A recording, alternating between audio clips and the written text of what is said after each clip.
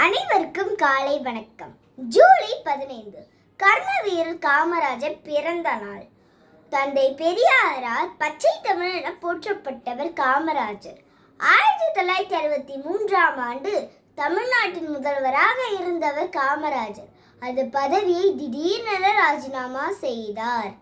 தமிழ்நாட்டின் புதிய முதல்வராக பக்தவச்சலம் பொறுப்பேற்கிறார். காங்கிரஸ் கட்சி சில காரணங்களால் ஒருவித தோல்வி நிலையை நோக்கி நகர்ந்தது. அப்போது பிரதமர் பதவியிலிருந்து விலகுவதற்கு நேரு முடிவெடுத்தார். ஆனால் நேருவின் முடிவுக்கு யாரும் ஏற்கவில்லை.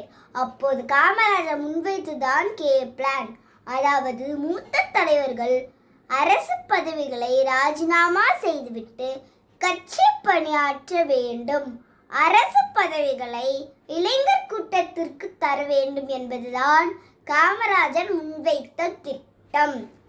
இதனை செயல்படுத்த முதல்வர் பதவியிலிருந்து ராஜினாமா செய்தார்.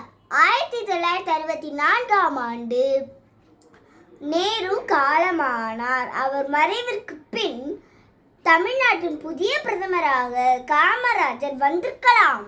ஆனால் யாரும் எதிர்பார்க்காத வகையில் லால் பகதூர் சாஸ்திரியை பிரதமராக்கினார். 2 ஆண்டுகள் தான் லால் பகதூர் சாஸ்திரி பிரதமராக இருந்தார். 1966ஆம் ஆண்டு அவர் மறைந்தார். அவர் மறைவிற்கு பின் காமராஜருக்கு மீண்டும் வாய்ப்பு இருந்தது.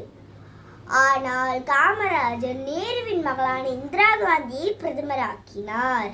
அந்த சோதனையான காலங்களில் காமராஜர் எடுத்த திடமான முடிவுகள் தான் இன்றைக்கும் வரலாற்றில் தி கிங் மேக்கர் காமராஜர் என கொண்டாடுகிறோம். 2 பெருந்தலைவர்களை உருவாக்கிய தி கிங் மேக்கர் காமராஜர் பிறந்த நாளன்று அவரை பற்றி சிறு துளிகள் உங்களுடன் பகிர வாய்ப்பளித்ததற்கு அனைவருக்கும் என் மனமார்ந்த நன்றி.